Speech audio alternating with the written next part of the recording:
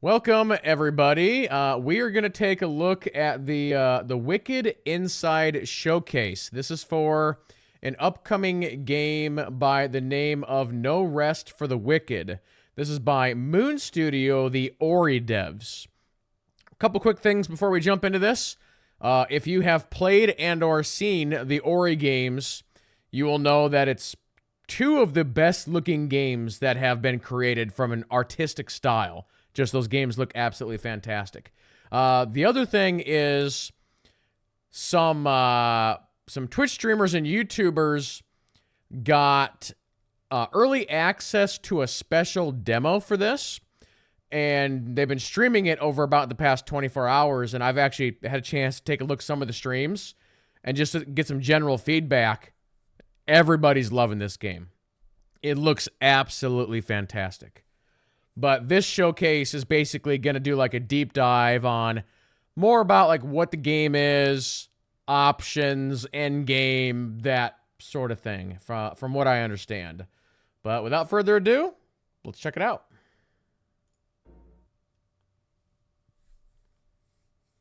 We've seen some trailers for this game, and again, just visually it looks great.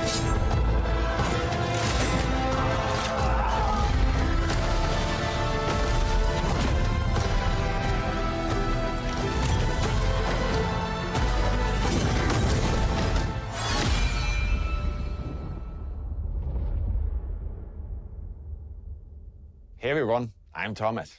And I'm Gennady. We founded Moon Studios during the rise of independent games in 2010. Back then, there weren't all that many modern Metroidvania games out there, and so we created Ori and the Blind Forest. Ori became a huge success with gamers and critics alike, and it helped spark new interest in the genre. Don't show that. Our It's next going to make everybody project was cry. supposed to be something totally different, because for over 20 years we've been playing action RPGs religiously, and we always dreamt of where this genre could be taken next. At the same time, we felt that we could do even more within the Metroidvania genre, and so we embarked on making Ori and the Will of the Wisps. We ultimately shipped another game that was incredibly well received and that we're deeply, deeply proud of. But we had never forgotten about our dream of creating our own action RPG. We have left our mark on one genre before. Now we hope to do the same for action RPGs. Our story begins 841 years after the Embrace. King Harrow is dead, and he's to be succeeded by his young and untested son Magnus. Meanwhile, rumors of the return of a great plague, known as the Pestilence, are starting to emerge. Madrigal Celine, a ruthless figure in the church, sees the Pestilence as a chance to prove herself. These forces converge on the backwater of Isola Sacra, where rebel groups and the provincial government fight for control amid the isle's crumbling ruins. As a Sarim, a member of an ancient sect devoted to defeating the Pestilence, you are sent on a merchant ship to investigate. En route, your ship comes under attack from a rebel group known as the Risen. The battle leaves the I swear, like, battered and badly 80% of damaged. The ship stands ARPGs little chance as it start limps towards the you shore washed up on a and is beach. torn apart on the rocks at sea. You find yourself washed up at the shores of Isola Sacra, bruised and unarmed, and end up caught in the midst of both a vast political struggle and a fight for survival.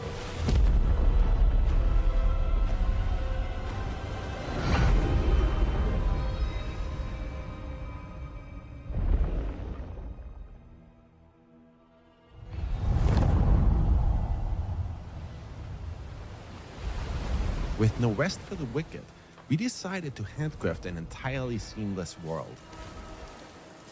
So I'm going to pause here for just a second and just give you a little bit of more info on stuff I've heard over the last 24 hours. I think people's number one question with this game is like, oh, is it just a standard ARPG like Diablo or Path of Exile or whatever? The answer to that is actually no. I've heard a lot of people say that this game is doing a mix of genres kind of to an extent that we've never seen before. So they're saying that it's very hard to compare it to one game. So Nothing in this game is procedurally generated.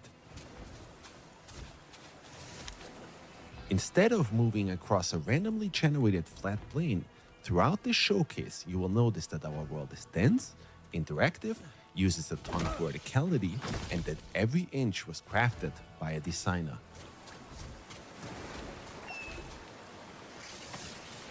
You'll be well served, always paying attention to your surroundings too. There are secret areas just about everywhere that usually reward you with precious items.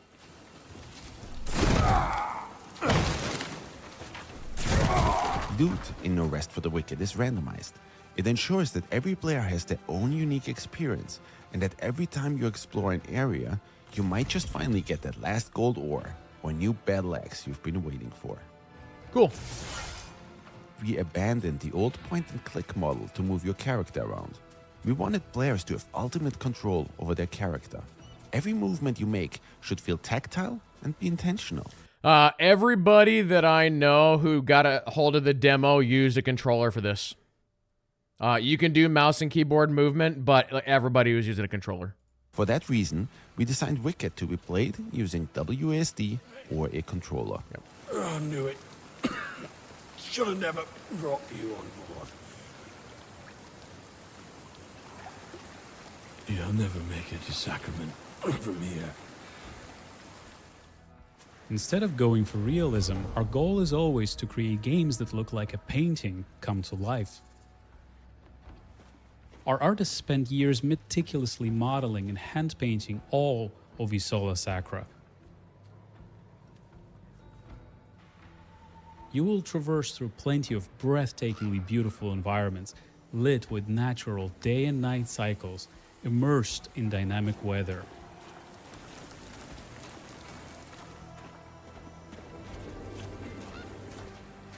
We also engineered a very special way of rendering our top-down world, where you can always see so much further into the distance.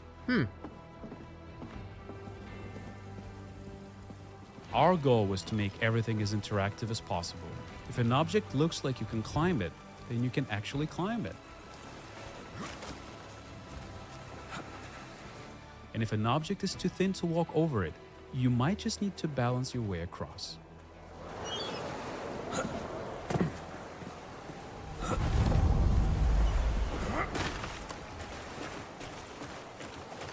He's got that loot.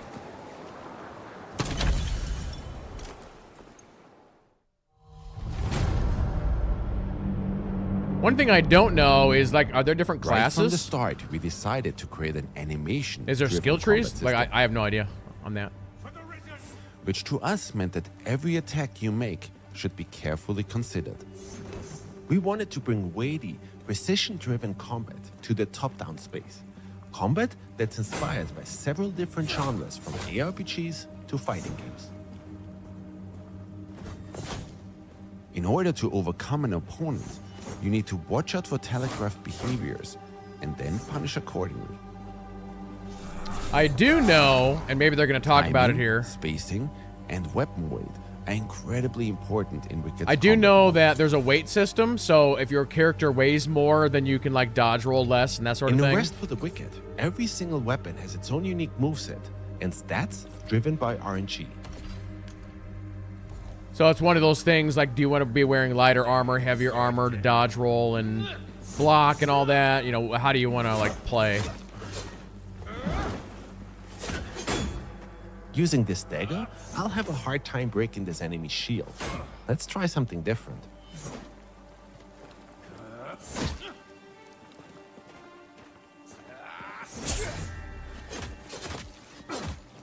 If you time it just right, you can parry incoming attacks, allowing you to exploit an enemy's opening. Wonder if the game's got iframes.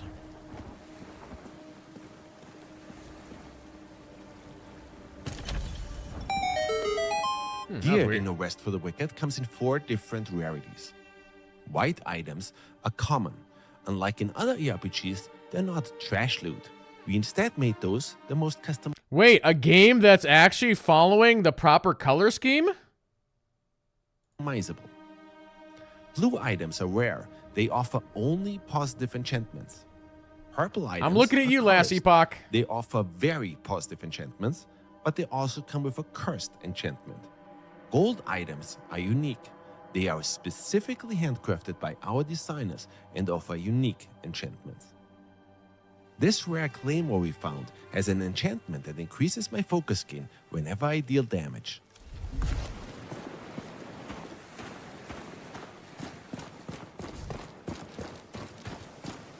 That's your big sword. He's doing Every the weapon cloud has build. a chance to drop with its own unique rune, which can then be extracted and used on other weapons. That way, players can come up with their own unique moveset. You gain focus through combat. It is then used to perform rune attacks. Let's try one. Damn!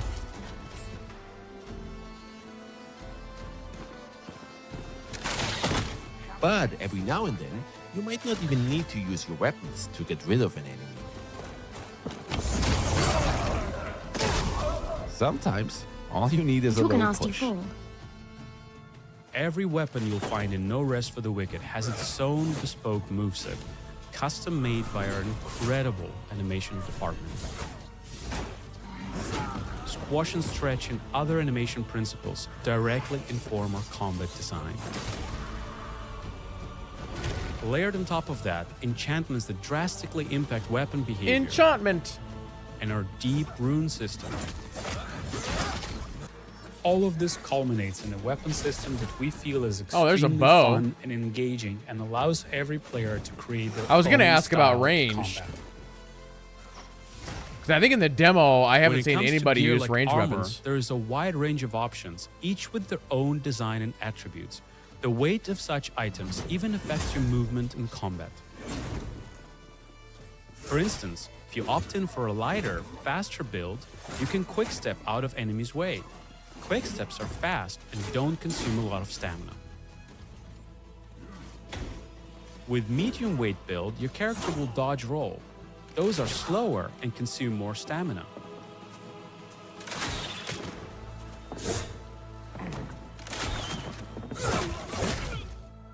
For No Rest for the Wicked, we designed a soft class system.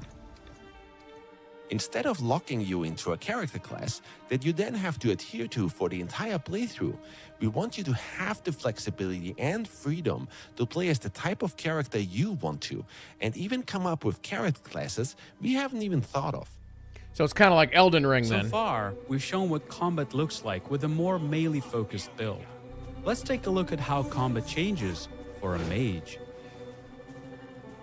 This character build uses a two-handed staff. We have 3 rune specials available: Blink, Fireball, and Nova. Fighting multiple enemies is always tricky. When used right, Nova can be an absolute blast.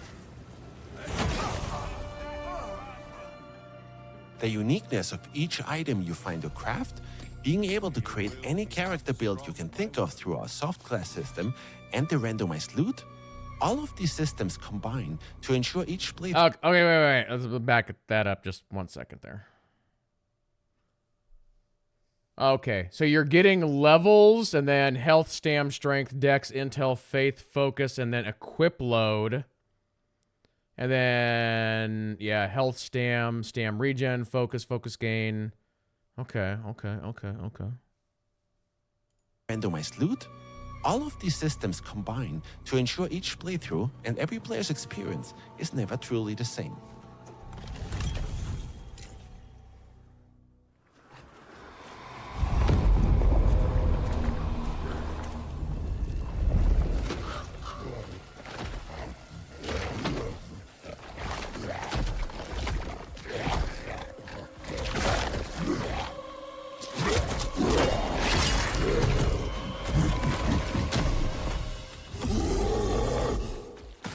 Asawa Sakura is riddled with plagued enemies known as the Torn. As you can see, this thorn has been left to mutate and fester and will prove particularly vicious. Our best course of action is to study his moves and attack whenever we see an opening.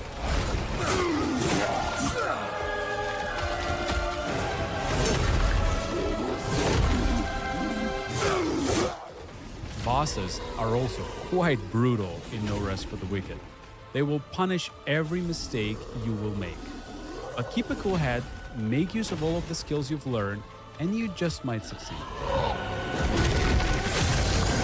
As you can see, No Rest for the Wicked is an intensely skill-based game. Your gear greatly influences your power in battle, but whether you die or overcome the challenge is ultimately down to your skill.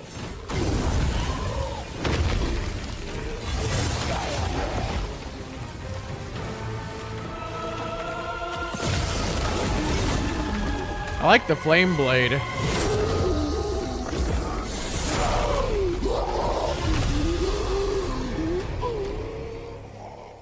So it looked like when the boss died there, you had multiple options on what to loot. Along your journey, you will come across the town of Sacrament, the capital of Isola Sacra. Sacrament is a war-torn place. So wait, there's like a day system happening here? I wonder what the idea behind that is. Like, why are we tracking days? But over the course of your journey, you can help rebuild Sacrament to its former glory. Oh, ignore their gates, Saren. They likely never seen one of your kind. In order to demonstrate that, we'll switch to a realm that's already a little more advanced. Our goal is to make Sacrament as interesting and interactive as possible. Read about it, Mary Weather. Taylor's at your service. Mary, we agreed. My name goes first. Don't pretend you don't smell it. Come have a taste. And players will be in control over how Sacrament will evolve over time. For example, after my previous expedition, I helped Fillmore rebuild his smithy. He now sells better gear and is also able to upgrade our gear to a higher level. Okay. To that effect, we aim to make investing resources into Sacrament as satisfying and rewarding as investing resources into your character is. Let's take a look at another way you can make Sacrament your own. So that's Darkest Dungeon 1 a little bit, where you have to go in and like rebuild the town and build like new buildings for bonuses and all that fun stuff. In Sacrament, you'll be able to purchase real estate. Oh, is there a housing Well, system? if you have the funds to afford it. The city's gone to shit. Property in Sacrament can get a little bit expensive.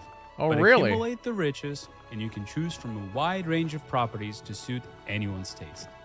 Your house is the perfect place to stash your loot, craft items, relax, Huh. and plan everything out. I for didn't the know this next game was gonna big have a run housing through system. The dangerous areas surrounding Sacrament. I just moved in here, so it's a little bit barren. Let's fix that. Out on your journey, you'll be able to collect or harvest valuable resources, which then can be used to craft new gear. Yeah, it's got that like furniture open for your world home, or survival even make crafting improvements type to the town elements. itself. Cutting down trees and fishing and all that. Yeah. Catch a fish, for example, and it can be cooked and eaten, of course. But certain fish scales might even make for some fine armor. While I was on the shores of Sacra, I collected some pine wood. So now let's make use of that and make this place a little bit more cozy.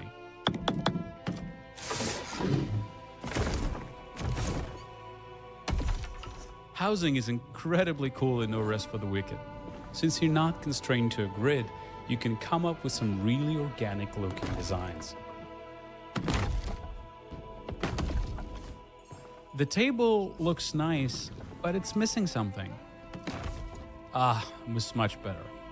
While some items you can place in your house are just cosmetic, our goal is for most of them to be functional and have a gameplay purpose.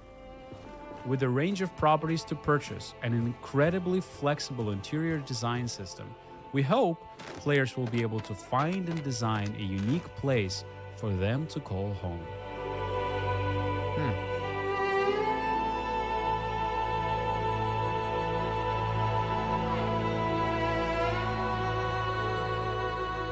The housing system is better than many MMOs.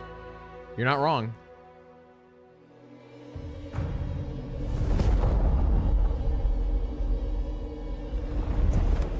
One last thing we'd like to show you today is a system we call Alive.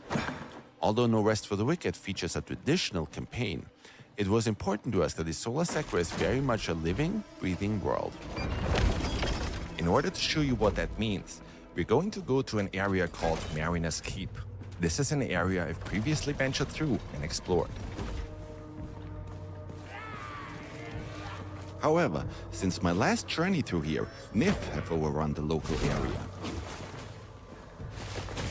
presenting entirely new threats for me to tackle and resources for me to scavenge.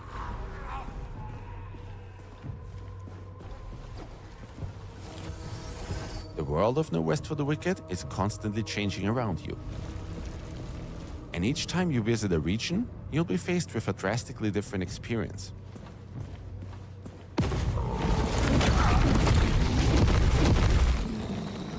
It's like, okay, I don't want to go that way.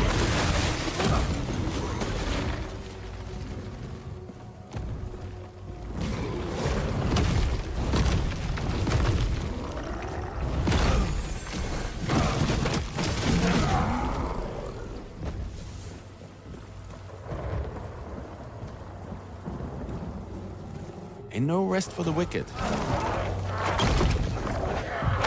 Ow. We're dead. You never really know what to expect. For those of you who asked about Endgame, yes, we've got you covered. While we don't want to give away too much at this point, once you reach the Endgame, you can enter the Sarum Crucible. This is where you'll have to test your metal against some of the toughest enemies within No Rest for the Wicked. Our goal is and always has been to create a very different action RPG, one that will hopefully move the genre forward. We believe that Moon Studios is in an incredibly unique position to deliver on this vision. We have some of the best talent in the world united behind this, and we're not afraid to take the risks that need to be taken in order to change up the status quo.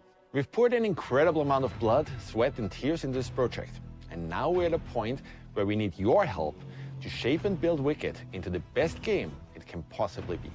Therefore, we'd like to invite all of you who love this genre, who grew up with it the same way we did, and who are excited to see a new take on it, to join us on this journey.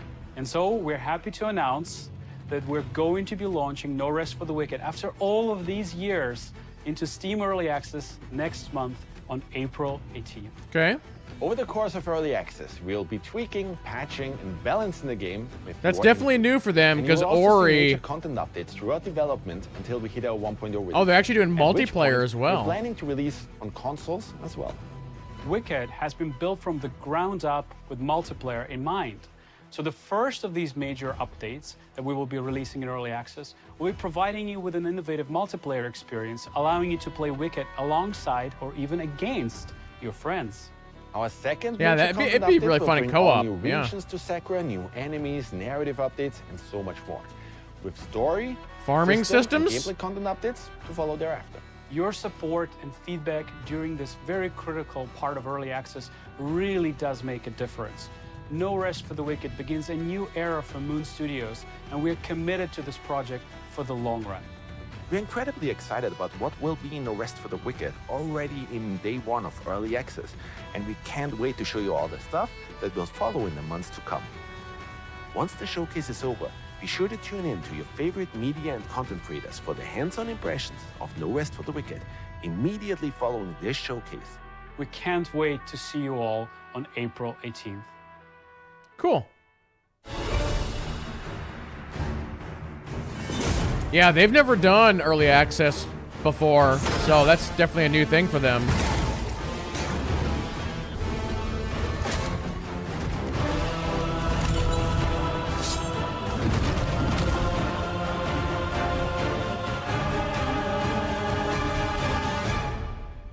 What's the rest of this? Oh, nothing. Okay.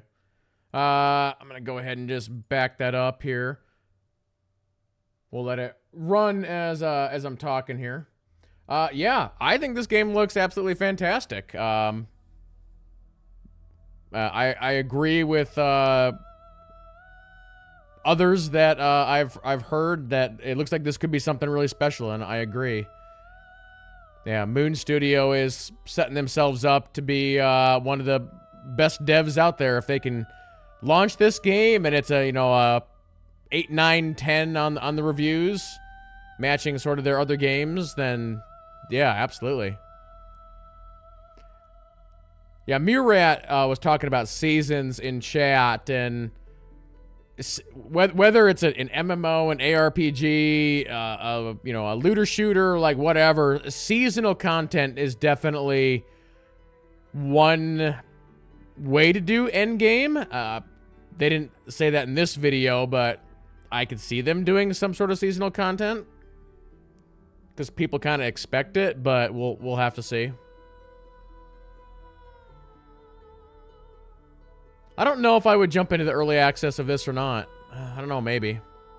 It's like one of these games where it's like, I just want to wait for 1.0. Just let everybody else like work out the bugs, and I'll wait till it's done. I would kind of wish that it would come into 1.0 like this fall, but I have a feeling like it probably won't. They'll probably do at least a year of early access. Problem is next year is looking incredibly stacked. So I almost hate to see a game like this be released next year, but I don't know. I guess we'll see.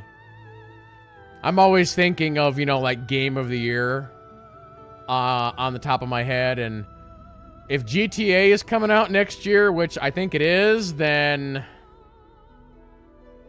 man. Not unless they really screw that game up, which I doubt it. Because this, you know, at the moment, this fall, like about after May or so, like there's very few games that we have like announcements for, that we have dates for. Like over the past couple of months, and then moving into like, you know, March, April, May, we've got games coming out, but after that, there's like not much. Like Dragon Age is supposed to come out this year, but it's not 100% confirmed. And like Star Wars Outlaws is supposed to come out this year. We don't have a real confirmation on that. Like I'm pulling up my my schedule here real quick. So like right now, when we so actually just since we're in March, so March 8th, you've got Unicorn Overlord.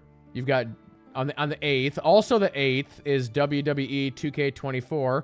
Also on the 8th is Homeworld 3. The 19th is Lightyear Frontier. The 22nd is Dragon's Dogma 2. The 22nd is also Rise of the Ronin. Then going into April, the 18th is this game, early access. The 23rd is Tales of Kenzara, which I plan on playing. The 25th is Stellar Blade. You then move to May, where we have Hellblade 2. That's it in May. In June, we have the Elden Ring DLC. That's it for June. August, we have Black Myth Wukong. August, that's it for now. September, we've got Stalker 2 on the 5th, and Warhammer 40k Space Marine 2 on the 9th, and that is literally like every major announcement for the whole rest of the year. Obviously, we will get more, but even if you like take a look at like games that have been announced and whatnot, like the list is not like incredibly long. Yeah, like last year at this time, or even last year in January, like we knew so many games that were going to be in 2023, and this year we just don't. We almost know a bigger slate for 2024, which is kind of crazy. So yeah, this year is kind of a little bit of an off year. So yeah, I would personally like to see this game come out this year, but I don't know. GTA hype could kill GTA. It's possible, but I don't know.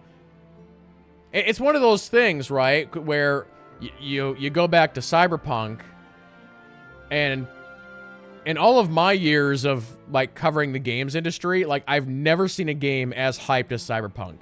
Again, you have CDPR, a company who could do no wrong, coming off The Witcher 3, which at the time was the most awarded game of all time. And they completely dropped the ball on Cyberpunk at launch, which really hurt their reputation. So, can the same thing happen with Rockstar? It's possible, but unlikely. But again, we said the same thing for CDPR. I think I don't see Rockstar, you know, messing that up. But you never know. Yeah, Fortune says hasn't felt like an off year so far. No, you're correct. Yeah, the first 3 months of this year have been insane. But a lot of that has to do with games that got kind of shadow dropped, at least to a degree, or games that ended up being much bigger than what anybody thought they were going to be.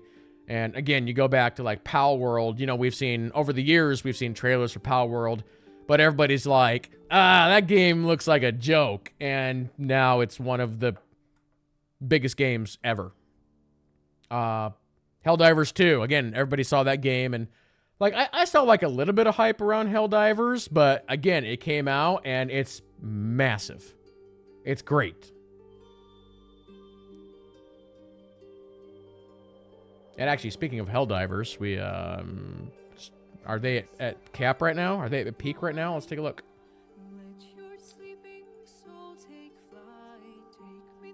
Not quite. Helldivers is at 367,000 right now.